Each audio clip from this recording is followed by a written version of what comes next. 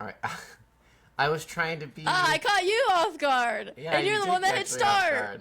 I was trying to be like, a little more professional instead of trying to troll you by starting when you're not paying attention. Because we have a revered guest, an honored guest here.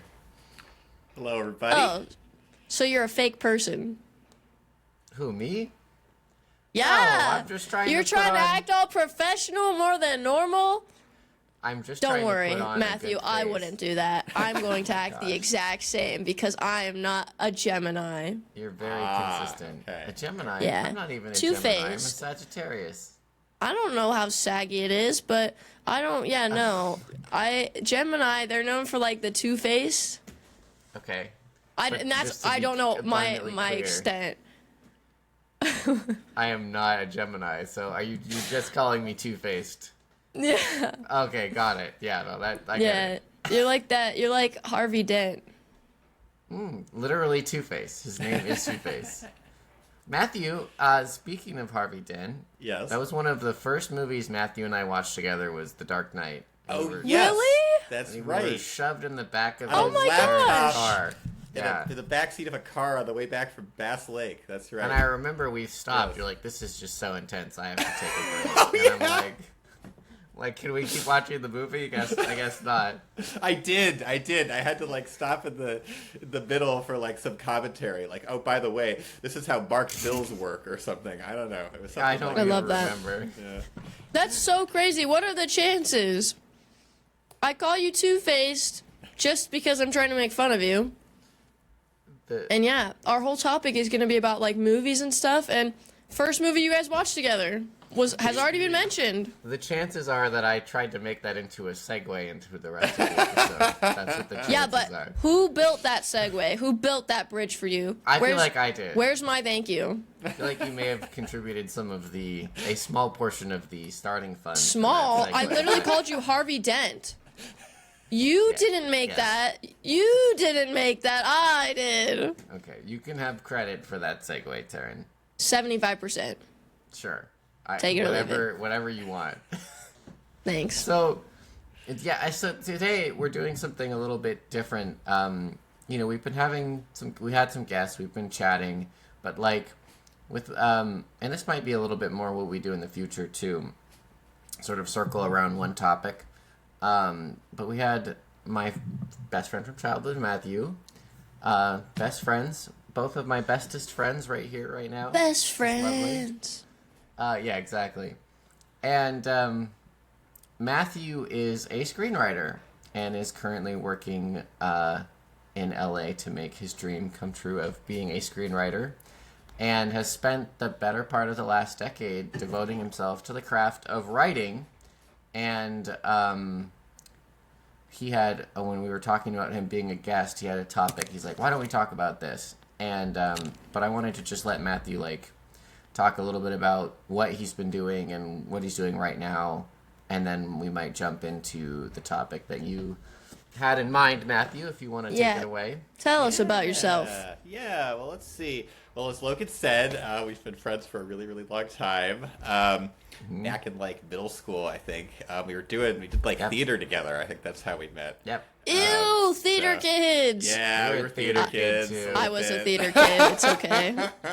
I always say that, but I was a theater kid. Yeah. So yeah, we've been hanging out ever since. Been in LA for a couple of years. Doing screenwriting, finishing up film school at UCLA right now. Yeah, time to figure out where this all goes in a couple months. But for now, enjoying my last couple months where I get to write scripts. Be in your program. Do what I love. Yeah. I think Matthew is selling himself short a little bit. He's a very humble guy. He's since we were a teenager, he's been writing. And not only writing, but studying writing. He has multiple degrees. This is his third degree, all of which are centered around writing. That means I go to Third? jail, right? What? Yeah. Third that's- Oh, degree. yeah, third Yeah, degree. third degree murder. You'll go right to jail. This is his third degree included. This is his second master's degree in writing. The first one. Huh? Yeah. You have a master's degree, This is his and you're second getting master's another? degree. Yes. I dropped out of college after I had to take math. That's Like, fair, yeah. what? I dropped out. Oh, Matthew, my. however, did not drop out like you and I did. My go. Stand strong. The first one, I don't know how much background you want to give Matthew, but like, I think your undergraduate was in philosophy. Philosophy, I did journalism for a hot second. Yeah, realized I wasn't super into, chasing people down for interviews, so that didn't last very long. Yeah, that's fair. I totally get that. And your master's was in journalism at Stanford, right? I did. Yeah. Back in the day. And then now you're doing the screenwriting master's degree program at UCLA, which is they only accept, like, your whole cohort of, like, all the different programs is only, like, 50 people or something, right? It's very small. Oh, something like that. There's 20 screenwriters each year. Okay, so only 20 it's a good screenwriters. group. Yeah. Like every year, only 20 Every people get single selected? year. Yes. Wait, So- that you did sell yourself short. Why And didn't also- you mention that part? Very humble, I know, man. very, very humble. And ladies, he's really tall. Very tall. This is true. And you know This what they is true. say? Like towering tall, Horrifyingly very, very tall. Well, No, not not horrifyingly. horrifyingly Not tall. horrifyingly. Matthew, you're what, 6'4"? 6'4". Yeah. I'm like at your belly button. I'm not really. We actually all met when we went to TwitchCon. Yes! And then up to LA, and Matthew and Taryn and I all went to Disneyland together. We went to Disneyland. That was so Got much it. fun. And we steak went to a dinner. dinner place. Winter, shout out Winter. She was like the best waitress. Oh That's my why I gosh, remember her yeah. name. Oh, Winter was wow. Good for great. you. And I have a great Taryn, we memory. went to Marshall's, and Taryn picked out Yes. 2 of the best shirts that I have ever bought Yeah. in my life. I wear Yeah. them like Ever? all the time now. They're like, you found Yes. my color. It's like this brown color. I'm that's like yes, brown. Brown is so Taryn good. has Yeah, picked I have out my some of suitcase my right best over here. shirts. Yeah. Right. Redefined my style. She's Yeah. got the style. Yeah. I know with my pajama pants wear and all that, when people see me online, it doesn't look like it. But when I go out, I go out in No, style. no. That is very sort of stylish in its own way too. Very like, yeah, you've got like cool. Everybody likes your outfits on stream. So yes, Matthew has really spent a lot of time, and not only through the like classically education, but like on his own, like writing books and writing a bunch of stuff. Like Talking to you. Half of it is passion. from you and I shooting the shit. I mean, like, that's something I was going to say, is that Matthew and I are basically writing partners. So I write novels, which I've talked about before, but Matthew writes. We've collaborated a lot and back and forth, usually in the form of like Matthew writes something, then I give him a bunch of notes and we work on it together, or we'll workshop ideas together. We wrote a horror script, which we're going to do another pass on coming up soon here. Yeah, I have literally my novel. yesterday we came up with like Yeah, an idea for our next draft that we both did. Yeah, we were should tell you excited about that sometime, Terry. Yeah. I would, if it becomes a movie. I've always wanted to scream in a movie. Yes! Oh my There we gosh, go. you're hired. Yeah, you're I hired. don't actually You're our know what first it's like when actor. I scream, Yeah. but no. I want to belt that. I want to belt that. All right, we can work that in. I'm sure. Yeah. Practice that. If it's a So- horror, there's got to be screaming at least once. Oh yeah, people yeah. get murdered for sure. Absolutely. If you want to. I want to be murdered first. Okay. You can be. There's a character that gets her eyes gouged out. Oh, that's right. So Perfect. Is that how I've you got wanna gray go out? eyes to gouge. Yeah. excellent eyes. Mm-hmm. So it's like Matthew and I have spent. This is sort of our preoccupation. Is we sit and we talk for hours about writing and like a bunch of other things too. But like Sex. yeah, just it's graphic, just like what we would do, but we weren't like we don't want each other. We're not gay, but like what we would do if we were, just hours and hours like that for sure. So sweaty, the calls. They probably get so sweaty. Oh my gosh. I definitely will make jokes, and Matthew's like, all right. Yeah, I'm kind of the the straight man. Yeah. Logan's like, I want you so bad, and Matthew's like, yeah, okay. So funny. It's funny because I feel like on the podcast, people have told me I'm the straight man to Taryn. So Right, it's like, right. So there's levels. It's all relative. Wait, I'm gay? No. Do you know that? Wait, do you know what do you that mean? phrase? Maybe that's an old people phrase, Matthew. Yeah, it's like in comedy, right? Like somebody's the goofy person, and then the other one's just the person who's like, "What? What's going on? What are you talking about? Yeah. Stop being so The, silly." like, serious Kind of- straight Oh, man like to- you're super super serious, and I'm not? Yeah, well, I'm the serious relatively one. yeah. On the podcast? Are we kidding? I'm so serious. I hate you all. Yeah, Nah, I feel like, slandering my like good we're name. both pretty goofy. I feel like we can both be pretty good. We could both be very serious too. We can both be goofy. We can both be very serious. No, okay. Well, but moving on. It's so yeah. We spend a lot of our. This is like both of our main preoccupation is the writing and talking about writing, but also just going into like why things are the way they are, the metacognition of philosophy of life type of things. We spend a lot of time on that as well. about that. Which yeah. we may want to, when we have Matthew on again, maybe cover a topic on that. And we feel like a lot of that connects to writing too. Yeah, right. No, exactly. It's a big part of why we're interested in writing and stories is because it has a lot of that thematic kind of content in there, right? Yeah. I think today we were going to talk about Matthew. When I was talking to Matthew about being on the podcast, Matthew was like, "Why don't we talk about why movies today? Like this feeling that everybody has. I think most people have, which is like, why are movies so much worse today than they were in the past, and from more of a storytelling lens than like the business of this and that type of lens." Right. Although we can't get into that if that's interesting too. But Matthew, you just wrote a paper on Pixar. I did. Right? So, Yes, anyway. On Pixar. Pixar. Have we all seen like the big Pixar movies, Finding Nemo, Up? Oh, of those? course. Okay. Well, Yes. great. Well, Classics. that'll be a good foundation for our discussion. Because Bless you. Blessings be upon you. Sorry. Holy water. Thank you. Yeah, because those are like those to Okay, me. well, that's a different type of holy water. That is not a holy water. That is a holy protein. Unholy. Yes. We're gonna get into the whole cannibalism debate again. No. Oh, I heard about this. Okay. Oh, that's good.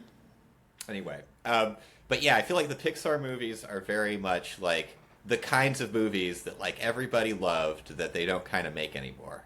Yeah, You know? I think Oh, that's a yes. good. Let's start So- there because that's a good like example of like to determine why those stopped being good, and everybody Right. sort of felt that is like indicative of maybe the industry as a whole a little bit. Yeah.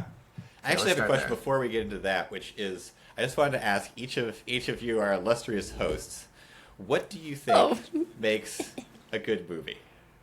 Like, what makes question. what makes a movie good? Right? That Well, is a- everybody out here listening, you've seen movies, you know what you like and what you don't like, but like, what are the criteria for a question, good yeah. movie? Oh Do man. you want to start or you want me to go, Taryn? I think you should go first because I have to think now. So, I think we had some conversation vaguely in this, and you asked a similar question, and I'm trying to remember my answer, which is essentially, there's this sort of special sauce of a few different things, and I think at its core, is it something that is meaningful and relatable to the viewer? Yeah. Is it intellectually interesting? Is it emotionally interesting? Right. And there's definitely an aspect of coolness, and it doesn't have to be cool, but like if it has a bunch of the other things, but like having like a good idea, like there are certain things that even just survive on being kind of cool, or like at least interesting, like really like unique and interesting. And I think at its core it's that. And you can talk about like, okay, there has to be competent cinematography. You know, there has to be competent sound design. Like I think some people's answers would be like, well, if the director does a good job and the cinematographer and the, whatever, do good jobs, like, then it's a good movie. It's like, on a technical aspect, sure, but like from the storytelling, which is like, I think we can forgive a lot of that if the story is good. Like, there's these horror movies that are like super low budget, even just like found footage horror movies that are like, the sound isn't great, the camera isn't great, but like, it all works because it's congruent. And it's all about the story that you're trying to tell. And it doesn't have to be like a certain type of plot or this or that, but if there's maybe a very congruent vision behind it that is appealing, that is interesting, that is all those other things, then that really is what makes a good movie in the end. And that'd be sort of my answer there. Nice. Yeah. Great. I think from like a non-expert, very picky, non-writer critique standpoint, me, the thing that draws me into a movie is relatability. So, and that can go into a, good writing, good story. So I like it when a movie's relatable. Like, even if it's something I can't personally relate to, but I've seen it in the world. I've seen it with my friends. I've seen it in other movies. Like, just something that I know people go through. Watching stuff like that means a lot to me. So, like, Finding Nemo. Like, Nemo, he doesn't want to listen to his dad, He thinks he's all grown, whatever. But he like, I think, maybe I'm reading too much into this fish. But, he has his little lucky fin. And he just wants to fit in with all the kids. And so when they dare him to go, like, touch the boat,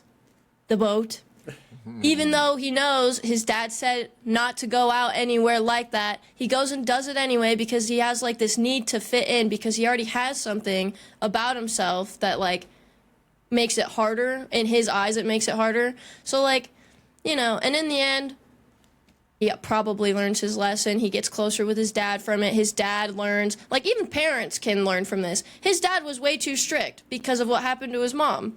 But he needed to, like, loosen the reins a bit. So it's a great story for children. It's a great story for parents. Great narrative. Great moral of the story. So honestly, I think, moral of the story, things you learn, I think that's what draws me into movies the most. Things I can relate to. Answer. Yeah. Great Totally. answer. I may have used like the wrong movie for that, but No, I was just gonna say like that is as good an analysis of Finding Nemo as I've ever heard. That is. Oh, thank you. That is like. Yeah. I love fish. Nailed it. Yeah. But that's exactly right. Like it has that deeper layer that's relatable or just authentic, right? Yeah. That's like true to human life as opposed to just being like some cliche that movies do, right? Yes. Like that's you both kind of touched on that, and I think that's a really big part of it. Is like, is it a movie imitating other movies, like doing movie things, or is it, capturing something about life, Yeah. And putting that into a movie, but you could just tell, right, when it's like a movie that somebody who's watched a lot of movies and is interested in movies and wants to write a movie, yeah. It's been digested too many times through that like machine as opposed to hitting on, like I think kids what kids are really like, what fears parents really have, like those kinds of things. I wanted to dive into Up. So the reason I thought of Finding Nemo and Up while Logan was doing his answers, because that's what you brought up. But Up is just like, I cannot recover from that movie. Oh, I know. Because the first 15 minutes or whatever. It's so hard. I mean, it has a great. I will dive into it actually because I think it's really important. Go for it. So obviously there's loss in this movie, passing away. love of your life type situation, which I haven't experienced, but I can only imagine. And you don't even need to like take it so literal to his situation specifically. It could be anyone that's passed in your life that you felt so close to. He literally felt he couldn't, like, it's never explicitly said, but, you know, he pushes a lot of people away after his wife dies. I mean, I don't know what he was like before that, but it's like he doesn't believe he has room to love anymore just because of that one loss. And he's so set in, like, going to where Ellie wanted to go, like, after the whole retirement home thingy. Exactly. And it's like, he's like, this is how it has to happen. It has to happen the exact way, blah, blah, blah. And so that movie's all about learning to, you know, love again. That little, what is that kid's name? Russell? Russell? Yeah. Yeah. It's about, learning that you can love again. There are many different ways you can love, and love is important in your life. His life got so much better once Russell was in it. Doug, the dog. And he never made it to, I can't even remember what it's called. His house made it there, but he never made it to where Ellie wanted, but he was content with that. Like, he learned to be okay with things not working out the exact way they were supposed to, because something better even happened. Something better even happened. Something even better happened. Yeah. Yes, he found more love. Oh, it just hurts. It kills me. My tummy hurts now. Yeah, and like another great example of this thing, I think we've hit on it. Like, the thing that makes a really good movie is, like, you know, like plot and characters and, you know, fun Character development. Fun things are great, but, like, is there this deeper layer of, like, real, like, emotional resonance that is, you know, that applies outside of the movie, that you can be like, oh, it's about this real experience of, like, how do you move on from loss? How do you love again? Yeah. Like, if you can find that kind of layer in there, then there's really something there, right? I think, to your point, Matthew, the overly digested nature of a lot of movies, especially ones that are coming out, that might be something we can attribute to why movies are bad later. Right. Is, like, pretty cold on an emotional level, and something that you and I, something that you and I have talked a lot about, and we spent, like, a good few months, like, more than that, probably figuring out, is like, how do you imbue a creative work with that soul? Yes. Oh, and man. The only answer that we came to was it has to be something that feels really real to you, that you want to say. Yeah, it's the one part you really can't fake.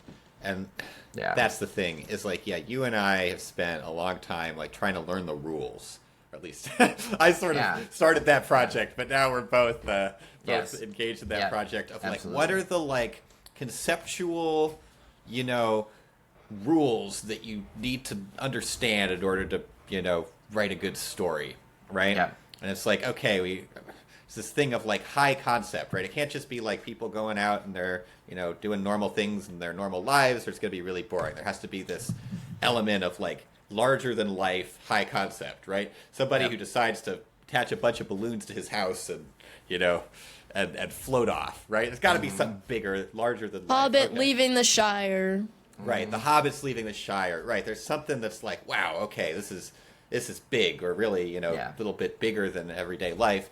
And then there's, like, there's got to be conflict. There's got to be, like, you know, the characters, if, like, everybody's happy and just having a good time, you don't have a story. So, like, there are all these, like, rules or guidelines, or all these, like, you know, things that you have to think about, so just that you're sort of not boring and not, you know, kind of, there's, you know, so you have the kind of basic components of a story, right? But once you have that, it's, at least what I found, is it's really easy to write something that is really interesting and works and has a lot of moving parts and dynamic, and there's action and there's drama, and there's nothing really matters or anybody really cares. Like, there's no soul, right? And so that's the one part that I think we found that you can't fake, right? And it's the one part and it's the one part that really has to come from an individual human being or several individual human beings. It can't come from like a committee. It can't come from a bunch of producers doing market research trying to figure out what is the next Marvel movie that's gonna, sell the most tickets. Right? I think, back to the Pixar, I think if I remember correctly, you showed me the production notes from WALL-E or something. Yeah. Oh, and that was really interesting because a lot of what they had in big letters was the meaning of the emotional tones. Yeah, of it's it. just I wish I could remember them. You know what? I'm actually gonna give me 1 second. I think I have the picture on my phone somewhere. I'm gonna see if I can find them. I'll be back Please in do. 1 minute. Yeah. Please do. Ew. So, what? Logan. Please what? Come back in 1 minute. I didn't even say that. No, I just didn't want to be left alone with you. Oh, okay, I see. It's not like we've done any of these episodes, just you and me before. It's good to know that. Torturous. Yeah. Torture. I see. Yeah, that was just really bad. Really uncomfortable for you, huh? All right, I found him. So this is just it's like a cork board that they had up in Pixar when they were making WALL-E. And here are just some little Post-its that they have on this cork board. Lonely versus loved. Accidental savior, parentheses, being there. Here's another one. We exist without purpose unless we risk exposing our true selves for love. And then there's a little Post-it on the Post-it that says, how would you reword this as some kind of idea? Some word that begins with a C. I can't read that handwriting. I know a word that begins with a C. I know you do. I know you do. I thought that would come. Consciousness. Yeah, cunt. Just kidding. I'm not gonna finish. I don't know if that's too vulgar for a podcast. No, you can say it. Sadly, you are welcome Cunt. to say that word as much as you Sadly. like. Because I don't know I don't know how much our viewers will like it, but Okay. A few more here. Irrational love defeats life's programming. Yeah, this is what I do. When Logan gets like this, I'm just moving right along.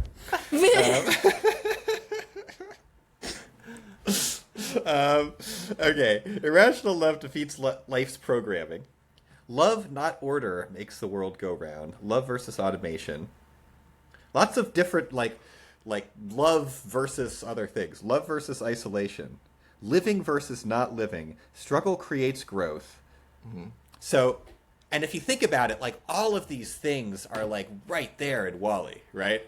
The accidental savior being there. It's he's just a little, random robot, but he's, he's the one that just gets launched into space, and he's the one that's there, and that's what makes him the hero, right? So yeah, that was really cool to see. Is wow, they were going down to the root, right off the bat, trying to make sure it had those deeper themes, and that they really knew what those were, right? So I think the other thing about not faking it is it's great to be I want to make a movie about love, but it's what about love, What do you want to say about love, right? Love defeats life's programming. That is much more specific than love conquers all, right? yeah. Yeah. Yeah. So anyway, yeah, Pixar's cool. Pixar is cool. I've kind of wondered if maybe movies have gotten worse because of the technological advances people are just taking advantage of. It's just pure laziness. Because that cork board. Yeah. That is such a great idea. I mean, I don't know how, if people just did it anonymously, they just, I have a thought, I'm just putting this down so we can, have it out there. But, AI is so prominent in today's world that I almost wonder if it is just pure laziness, if people aren't putting their collective minds together, which not the committee thing, but, just a couple people in a room together, just bouncing ideas off of each other, getting a flow going. I just feel... I feel like there's less human connection And maybe that's why movies are so dull, because we are losing, like, our human connection, so we can't relate to one another more. Yeah. But yeah, I've kind of wondered if that's what's going on in the movie verse. I've wondered that too. I've watched a bunch of movies, especially kids movies, and wondered, like, how much of this was they had a generative AI or whatever and, like, created this idea, and they're like, that's good enough. And then, I don't know. But, yeah. I think that's a great point. And now we are getting into the business of it a little bit. But one of the features of Pixar, old Pixar, which is no longer a thing, is they were just this group of people. They were removed from Hollywood by a little bit. They were up in Emeryville in Northern California. And it was exactly like you described. It's just a bunch of people in a room sharing ideas, trying to come up with something cool. And then when they came up with something that they thought was cool, they would send it to Disney, and Disney would have notes and so on and so forth. But it started with them just being like, what do we think is cool? And just batting around ideas until they, found something that was really cool. And it was that same group over and over again. It's that same group over and over, right? So that's a thing too. It's that the rest of Hollywood doesn't work that way, right? The rest of Hollywood is, somebody writes a script, somebody buys the script. Okay, who can we get to direct this? Okay, who can we get to star in this? It's all ad hoc. It's all, they call it packaging, right? They bring it, but every project is a different, they bring in all the people, and they just bring in people that are A-listers that they think will, like, sell tickets, right? Rather than people who are really, who have worked together creatively before.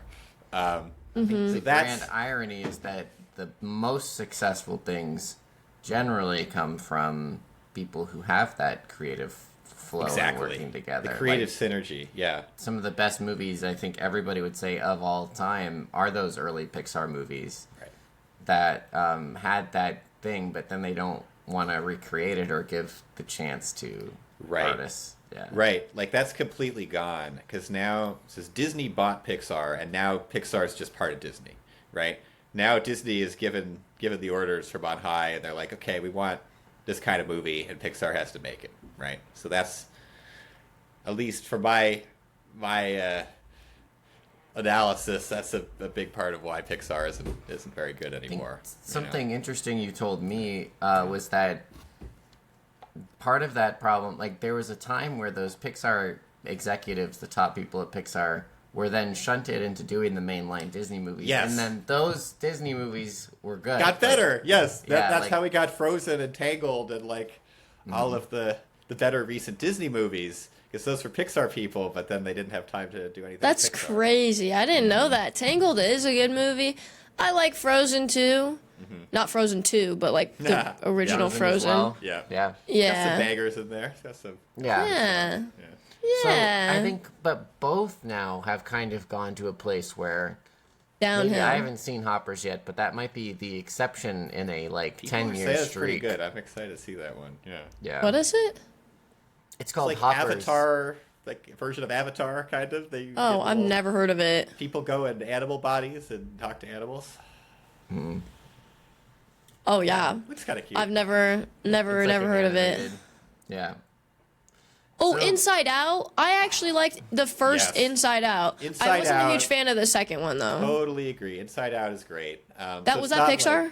It was Pixar. So that very good. That was the one where it's like, oh man, they can still do it. They still have some of the magic. Yeah, there's that spark. Exactly. You said, if I remember correctly, you mentioned to me that Inside Out specifically was the project of one of the old Pixar executives.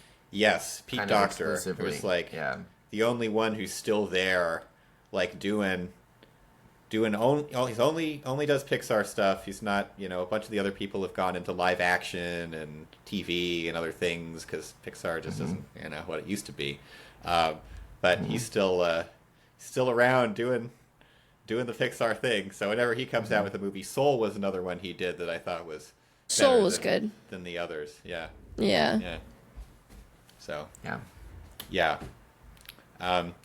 Another point this brings up though is I personally think that a lot of TV these days is better than movies.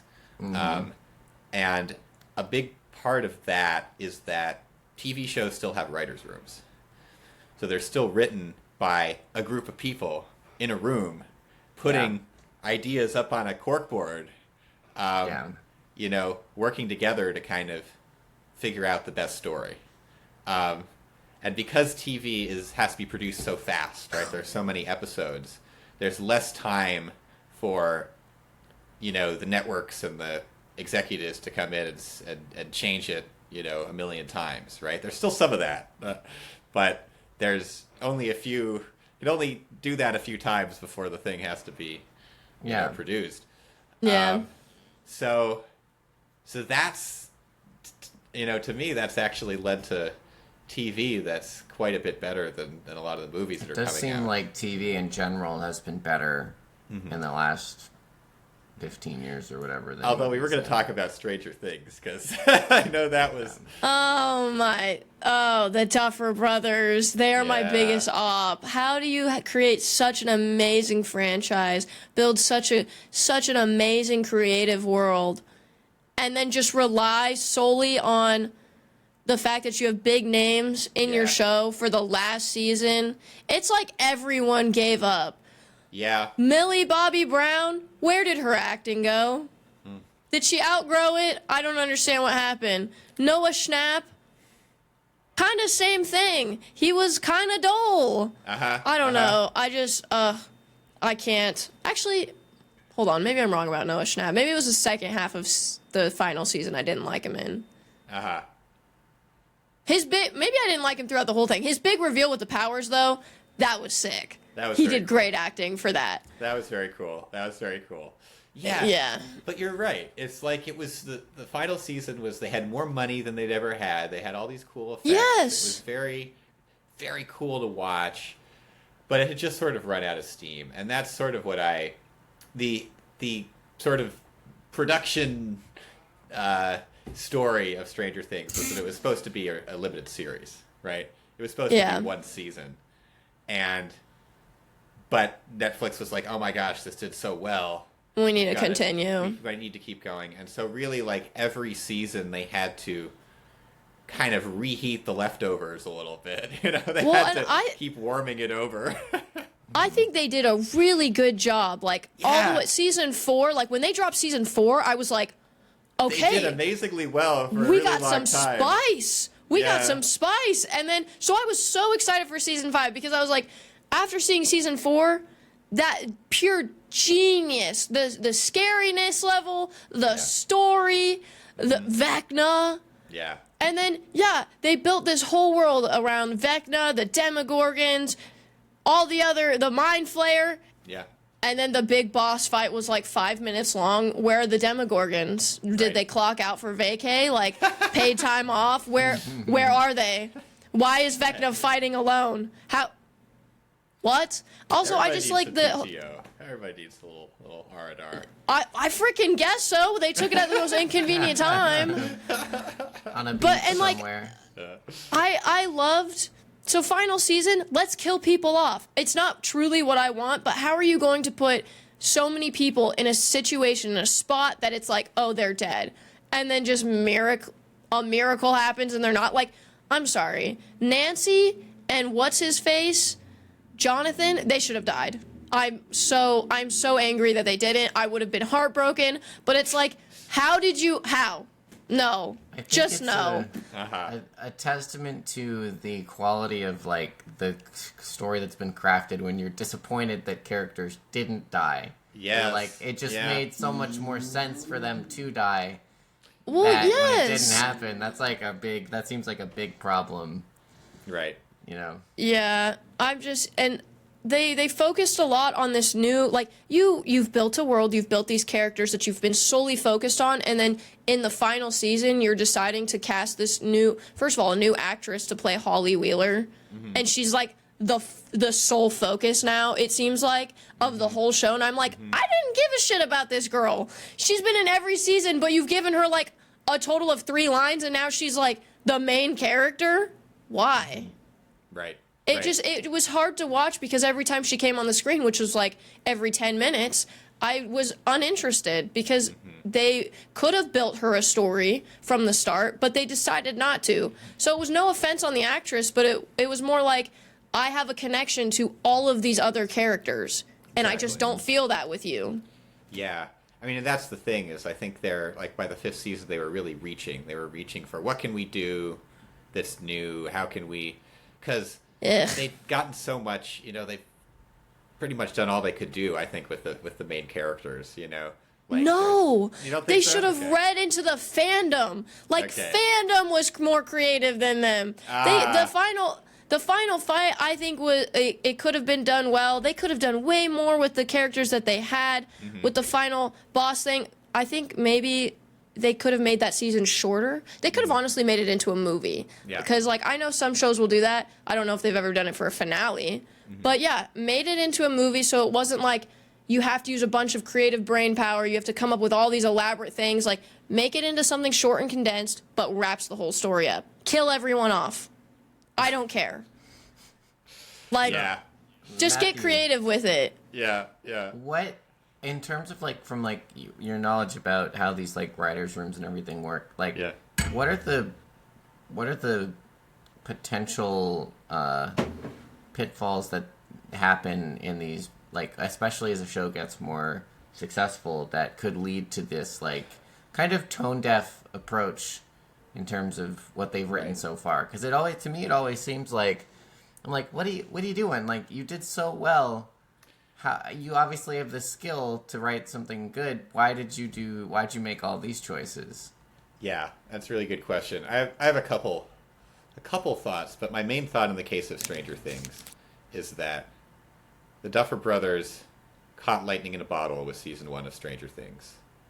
And they didn't really ever have any intention or plan of doing it again.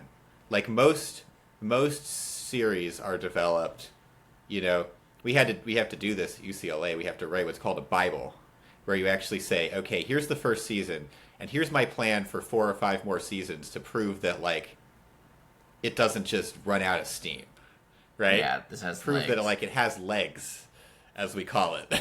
And it can keep going, it can keep developing, there's more interesting directions it can go in.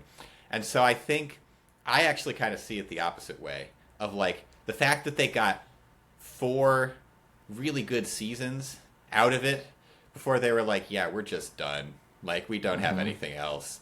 That's kind of the miracle, I think.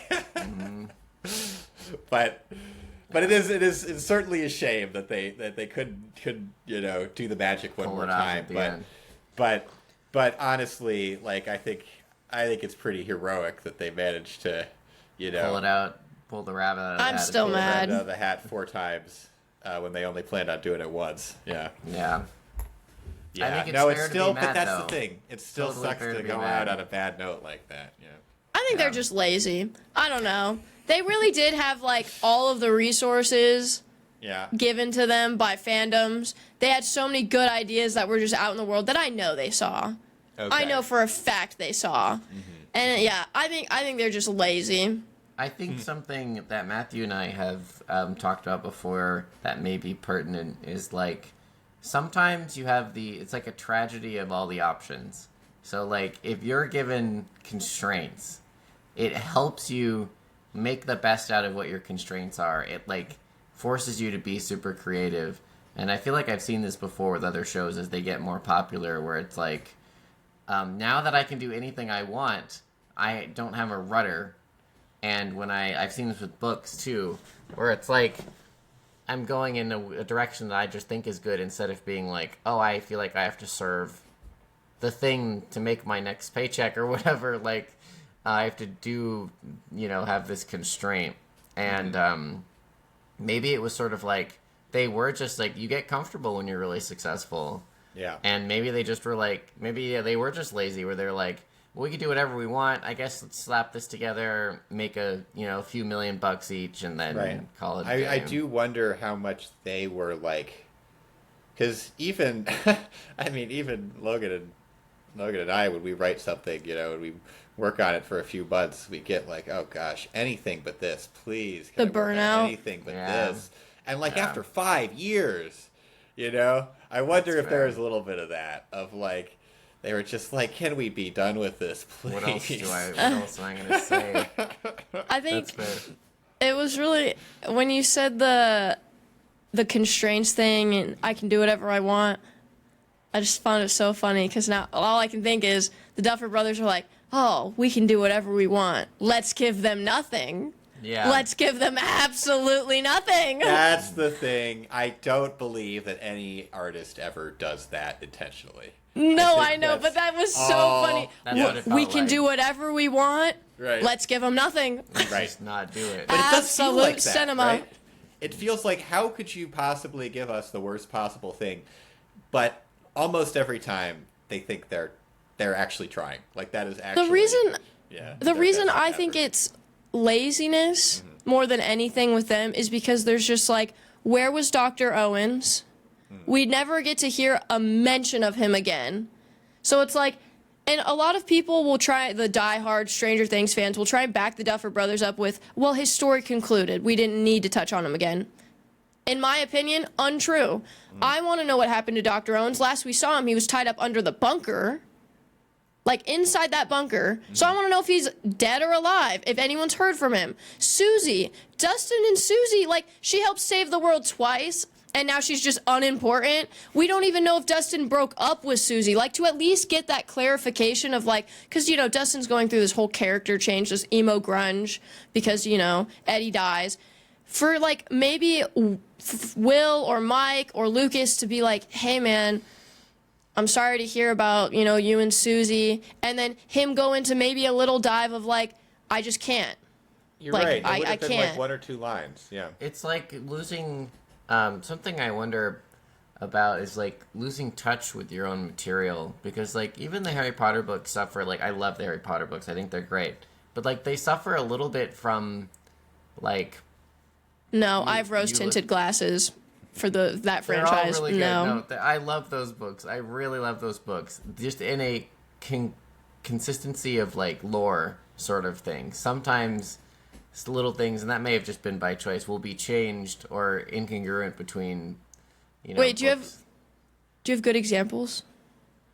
Darn, there was one that happened. It's not like a big deal. It's not like a big deal. It's like 1 or 2 little things, or a few little things that I was like, oh, that, I don't think that was how it was in the other books. But Yeah, suck it, J.K. Rowling. You suck. No, that is not what I'm saying. I love those books. I think those are great books.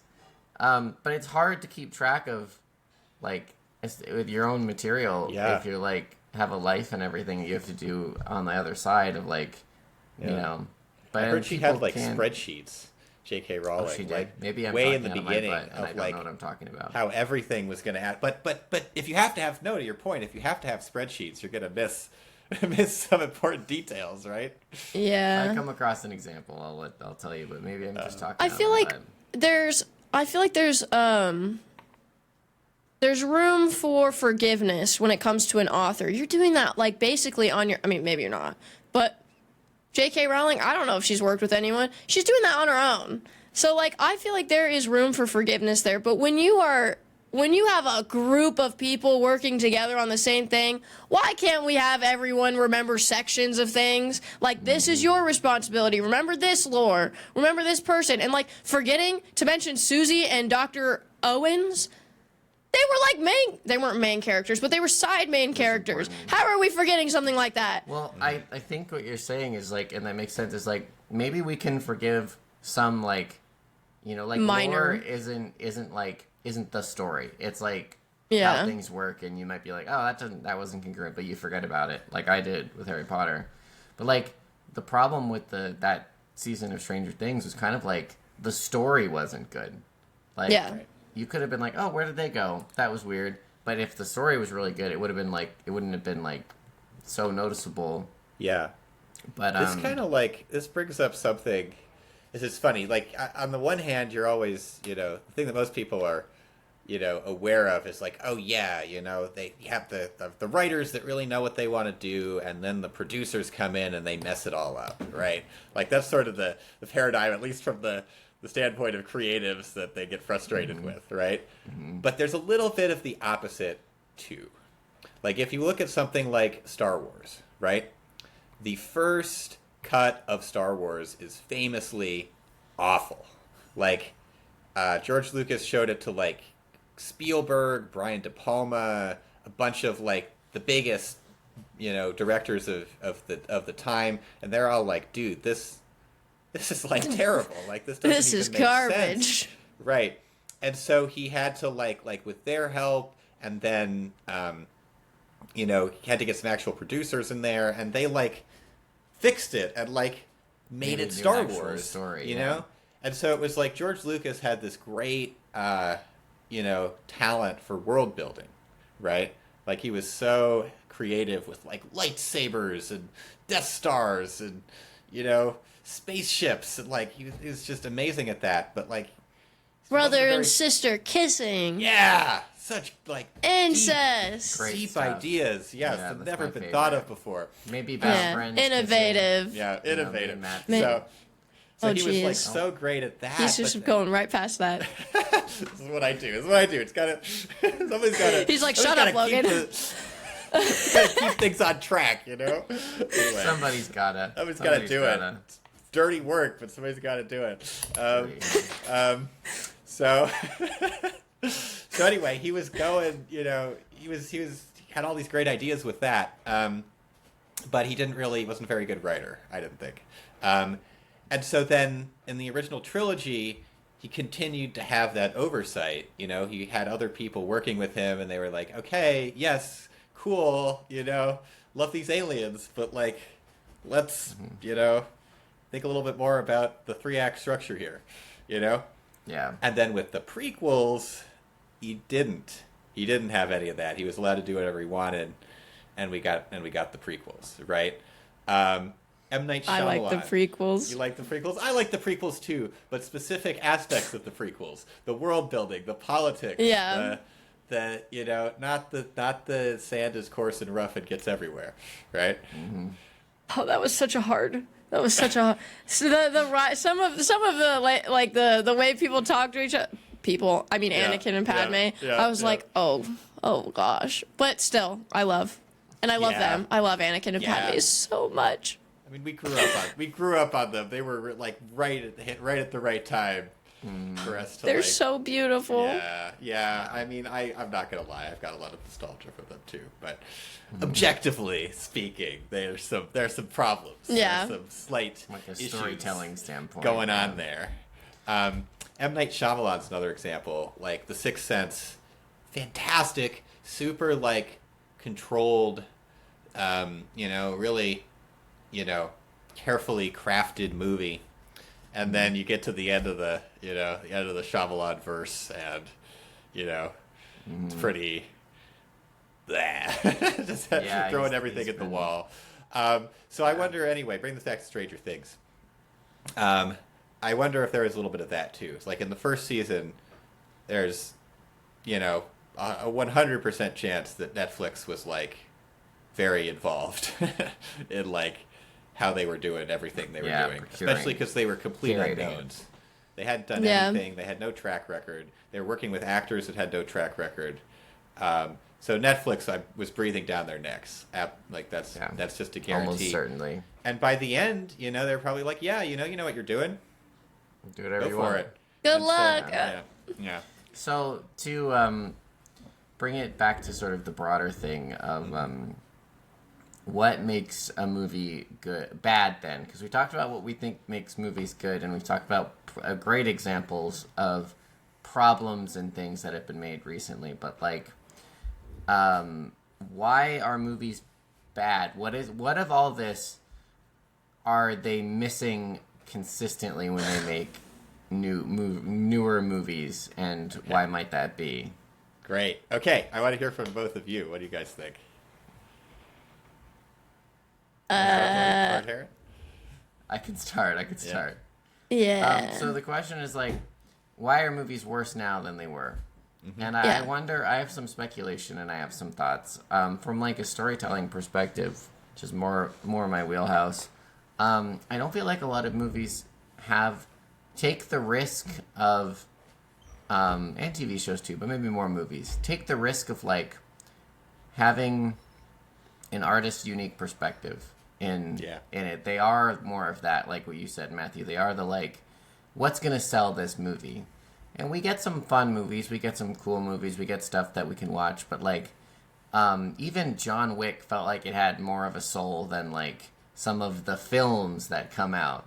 Yeah. More of a unique perspective. And I think maybe the studios or whatever don't want to take the risk of like, you know, even though it's clearly worked, maybe it could colossally fail too, or like of trying to create that Pixar thing again, or, you know, take those people and let them make movies.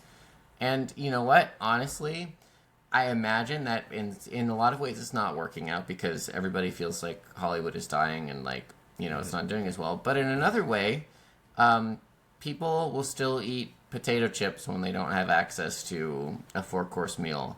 And a lot of the movies are like fine and entertaining and people are still going to watch them, especially younger. Like I've seen, like, I feel like there's a lot of, and this might just be what I'm exposed to, but like, I feel like there's a lot more like kids movies that come out, and I have a feeling that in the and they're not kids movies that are like of that quality like Pixar or saying a story. They're really just for kids. They have the bright lights, they have the fun, they have the big battle at the end, and then the movie's over. No matter what the setup is, no matter what the emotional tones, it's, you know, I even think Big Hero 6 was sort of one of the first ones of that era of like, it's cool and people punch each other, even though we had this great setup about like a smart kid who figures out problems a different way.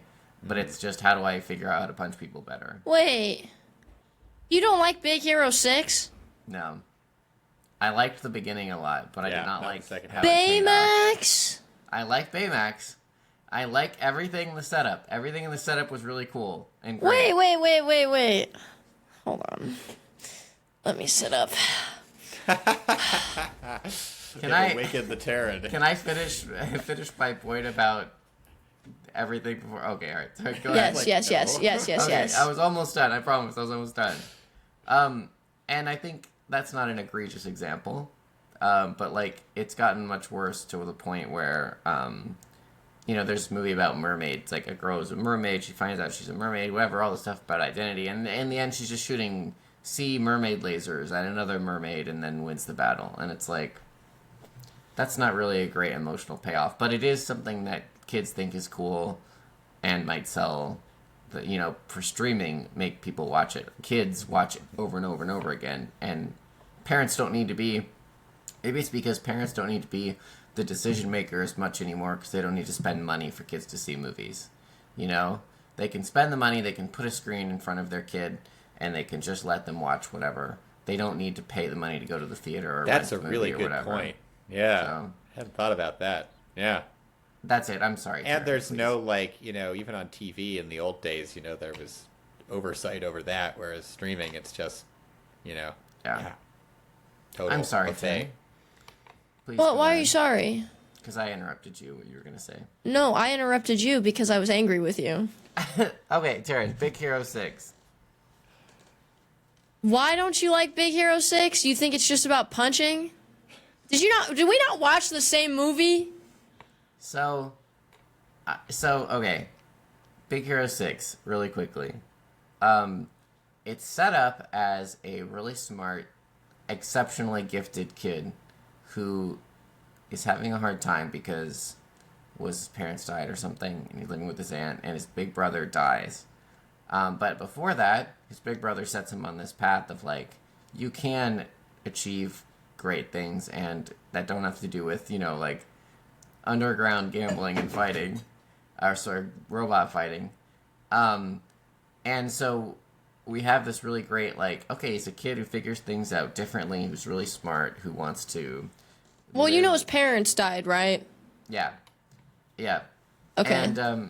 And then his big brother dies in an explosion, you know. And basically his solution for that, as this really smart kid who figures out problems and whatever, is how do I make my brother's robot punch better? And then the rest of the movie is, how do I figure out how to make, everybody's like, instead of like, we're going to solve this problem in this really unique, creative way, everybody's like, how do I fight better with my cool inventions? And then they all have like relatively ineffectual, except for him, superpowers that like, it's just a superhero movie. It's just superpowers. And it's like, okay, I don't feel like I was sold a superhero. It's just like, and then in the end, there's not this like, great emotional tones of like, the conflict is just, let's beat up this bad guy because he's bad. And then the movie ends. And they're just a superhero team. We did not watch the same movie. So this kid, he loses his parents. A huge relatable thing here, not for me, because I'm not like this. There are gifted kids out in the world who are super smart. It just comes super naturally. They're lazy. They're lazy. That's kind of Hero in this situation. I mean, he's not lazy, but he doesn't care to use his his brain for anything great. He doesn't care. And I think it goes like, this is reading super deep into it, but losing your parents, like, I can imagine you can go either way. You can go the way the big brother went, where you're like, I'm going to make something of myself. I'm going to do good things with my brain. And then you have the lazy part where it's like, I've given up on life. I'm depressed. I don't care. And so like shedding light on that, like having yin and yang right there, I think that's amazing. I love that. Great After setup. his brother dies, obviously he finds Baymax. I mean, I think he already knew who Baymax was because he should. Love that. His brother shows him before he dies. Portion of the movie So, I loved. Yeah. Vengeance, revengeful attitude is what gets him to make Baymax want to fight, because he blames, correctly so, blames someone for his brother's death. And so it's not just like, oh, I just want to make this guy punch good. It's, I have hate in my heart, and I want someone to suffer for it. So it's like you go down this like emotional path with this kid, and then he like befriends his brother's friends from college. I don't remember, because it's been a little bit since I've seen it. I don't remember exactly why they start helping him, but even the villain isn't just like some villain with no depth. His daughter dies. Yeah. Like I don't have like a problem from that with teleportation all of that. thing. I don't understand that. There is so much depth to this movie. So, like, I agree. It's the payoff What that do I you- had a problem with. Yeah. The payoff why? is like they become superheroes and just fight things instead of like we figured out how to Fight solve things? the problem. Fight one guy. Did you fight watch- this guy. Did you watch like the cartoon, or the cartoon, the other like the show? Because I don't understand. I haven't seen the show that came out, but the main movie itself. How do Yes, I shoot acid better? Is there This villain is going to do bad things to the world because he blames someone else for his daughter. So there's a lot of blame it. in this movie. Great It's a huge setup. theme. Right. Then I don't understand. Like, But what do you mean? It's the kitschy sort of superpowers in just we're not gonna have any plan. We're gonna rush in there and start beating people Right. up. It's Type thing that I didn't at the end. I haven't seen this movie in a while, but the point of debate here, I feel like, is around the payoff, and like one of the screenwriting things is this idea of the resolving twist, right? There's this whole conflict that's built up, and then the way that it is resolved ultimately carries the theme and the meaning and the message, right? And so Tara, do you feel like the conflict in Big Hero 6 is the way that it is resolved is an emotional payoff, or is it just Let me look this got up. more powerful than the villain, and so now we punch him to death? Yeah, I feel like we got more powerful than the villain, and so now we punch him to death. There's a great scene. I don't think they punch him to death. I'm pretty sure he. After his There's plot. a great part where Baymax sacrifices himself. Yeah, he's arrested. Yeah, Baymax sacrifices And himself that was for great. I liked Hero. that. Yeah, I like Yeah, that. yeah. That was fine. That's what I was saying, is that I don't feel like this was the most egregious example, but was like sort of the beginnings of this broader theme. Yeah, I think they were trying. I think if they made this mistake, they made it in good faith, whereas other things recently, not so much. Yeah. I misspoke. I guess Abigail, his daughter, doesn't die. She's actually retrieved from the portal. Okay. So then he's just left with, like, remorse, and, like, he feels bad for everything. Yeah. Right. Which, I mean, I think that's a great resolution. The daughter's not dead, and now you have to live with your, the consequences of your actions. Like, oh, maybe I shouldn't have been such a hateful person. Blah, blah, blah. I don't know. I think we all need to rewatch it. I think you two definitely need to rewatch it. Yeah, I haven't watched seen it relatively recently. I haven't seen it since it came out. I'm sure you didn't fully watch it. Again. Yeah. Take notes. Take notes. You can even just skip to the end. Actually, no. You need to rewatch the full thing. All right. I will. It will come on again in the rotation, I'm sure. Ayo. Right. That's what she said. Come on again in the rotation. I don't know. Even I feel like that's just... That's a pretty good one, actually. There's layers. Yeah. You don't... Layers there. Yeah. Okay, I see it. So, Taryn, the original question was, what was it? Why do you think... What makes movies bad? What happened to movies? Why are they bad now? Oh, I had such a good answer ready for this, and now I can't remember. I just rage baited you about Big Hero 6. Yeah, my brain's all scattered. Okay, what makes movies bad? Well, I think, like I said earlier, laziness. We have so much AI tools just at our disposal. So many AI tools. Yeah. That's probably better grammatically. So many AI tools just at our disposal at all times. I definitely think it's a laziness thing. I think with technology, social media, we've lost touch with what it's truly like to be a human that suffers. We're all just like, we live through other people on social media. Like, I feel like I'm not going to wrap this up really well. I think I kind of know what you're saying. Yeah. There was just more human interaction, like talking to people mattered more, like in person. Moments together meant more, like just spending time with people, friends, family, significant others. It meant more because there wasn't social media to constantly bring us together, and we had to actually, keep connections. I think you're completely onto something. That's an answer to, like, not just why are movies bad, but why is life bad? Yes. Like, why is the world bad? Yeah. Well, I think that really correlates. Like, if life in general, because to be a screenwriter, you have to have some kind of emotional depth, emotional intelligence, and unfortunately, because we're so, like, texty online, that emotional intelligence is just out the door for some people, and they don't care to keep up with it, to make it better.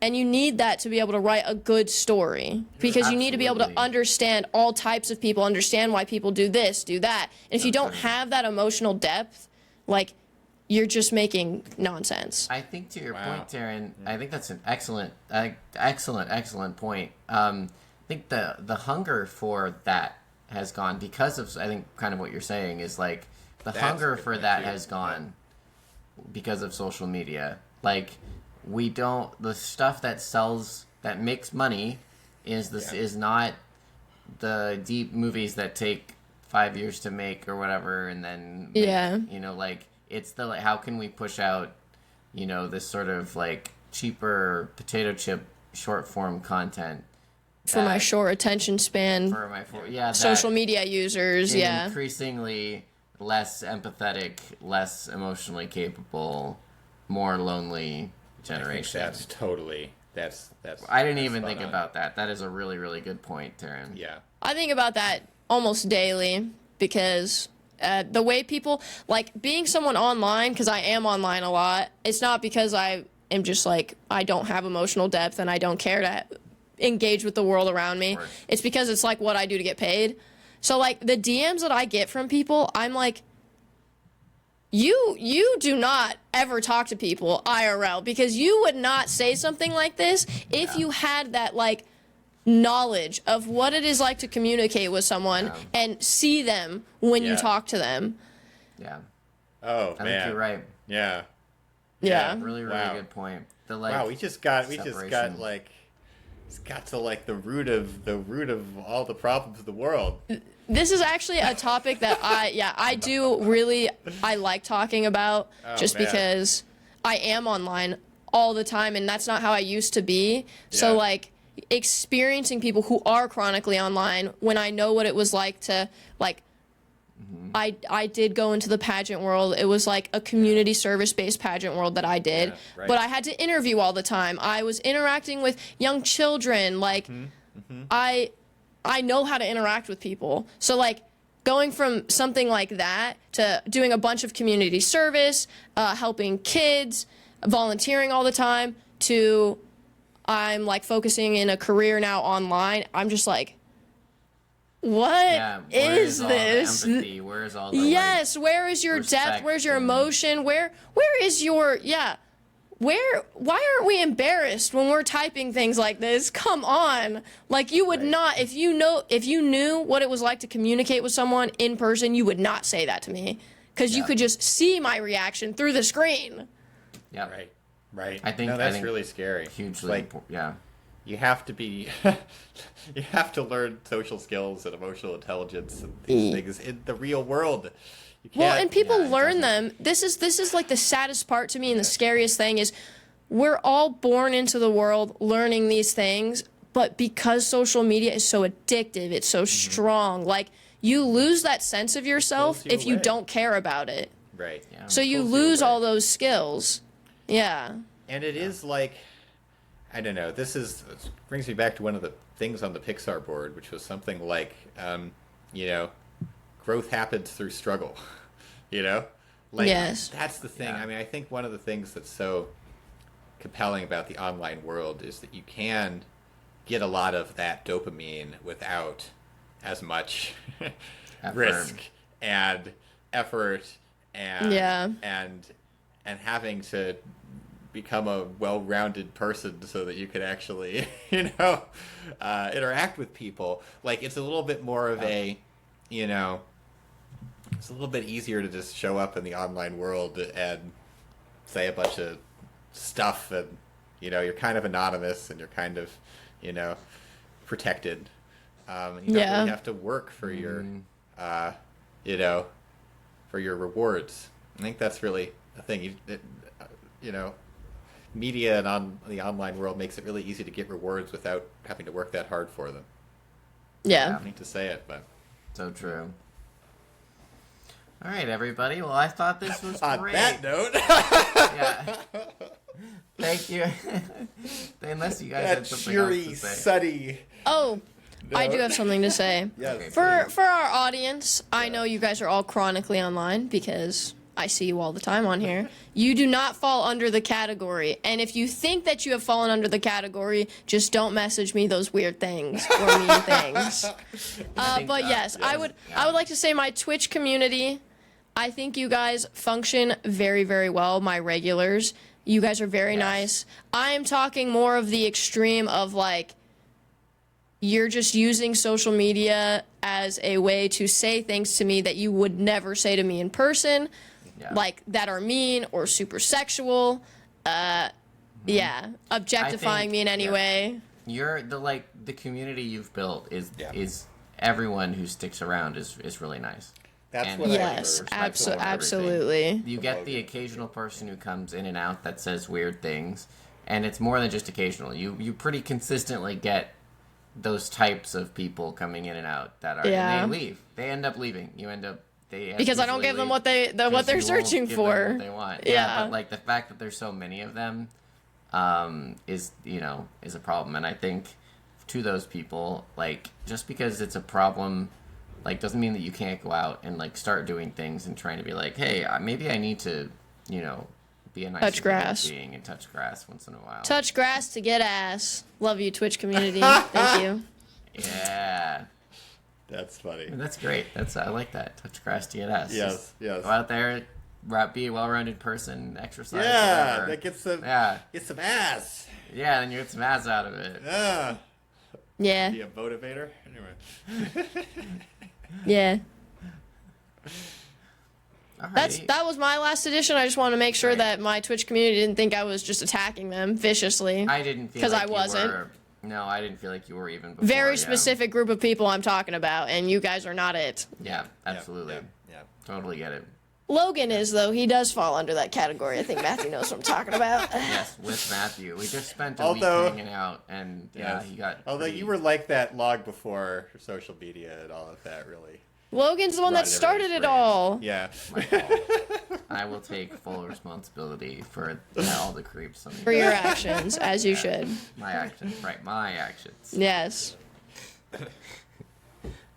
Well, I'm gonna be really nice to the audience. Thank you so much for listening, everybody. You made it this We far. hate I know you. we went over 15 minutes, but I think it was a good 15 minutes.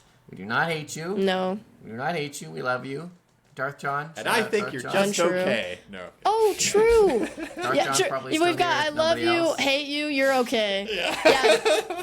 Darth John, you're our goat, you're our MVP of the podcast this week. Maybe Mommy. we should start doing that.